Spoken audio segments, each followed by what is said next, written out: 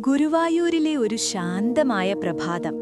സൂര്യന്റെ ആദ്യ കിരണങ്ങൾ ശ്രീകോവിലിനെ തൊടുമ്പോൾ ക്ഷേത്രമണികളുടെ നാദം വായുവിൽ നിറഞ്ഞു. ആ ശാന്തതയുടെ ഇടയിൽ ഒരു ചെറുപ്പക്കാരൻ ഭഗവാനെ നോക്കി നിൽക്കുകയായിരുന്നു. അവന്റെ കണ്ണുകളിൽ സംശയവും ഹൃദയത്തിൽ ഒരുപാട് ചോദ്യങ്ങളും. അവൻ തന്റെ മുത്തശ്ശിയോടെ മൃദുവായി ചോദിച്ചു, "മുത്തശ്ശി, ഭഗവാൻ ശരിക്കും നമ്മുടെ പ്രാർത്ഥനകൾ കേൾക്കുമോ?" മുത്തശ്ശി അവനെ സ്നേഹത്തോടെ നോക്കി ചിരിച്ചു. "കണ്ണാ, വിശ്വാസമുള്ളിടത്ത് ഭഗവാൻ എപ്പോഴും ഉണ്ടാകും. നാം ഹൃദയത്തിൽ നിന്ന് വിളിക്കുമ്പോൾ അവൻ കേൾക്കാതിരിക്കാൻ കഴിയില്ല." കണ്ണൻ വീണ്ടും ചോദിച്ചു, "പക്ഷേ മുത്തശ്ശി, ഞാൻ പല പ്രാർത്ഥനകളും ചെയ്തു. എല്ലാം എന്തുകൊണ്ട് നടക്കാത്തത്?"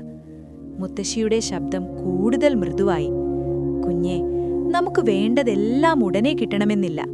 ഭഗവാൻ നമുക്ക് നൽകുന്നത് നമുക്ക് ഏറ്റവും നല്ല സമയത്തും ഏറ്റവും നല്ല രീതിയിലും തന്നെയാണ്.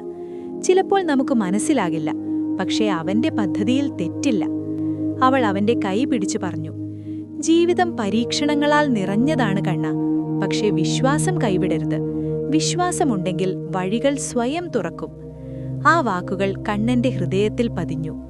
അന്നു മുതൽ അവന്റെ പ്രാർത്ഥന മാറി. അവൻ ഇനി ചോദിച്ചില്ല, അവൻ വിശ്വസിച്ചു. വിശ്വാസം ജീവിതത്തെ മാറ്റുന്ന ശക്തിയാണ്.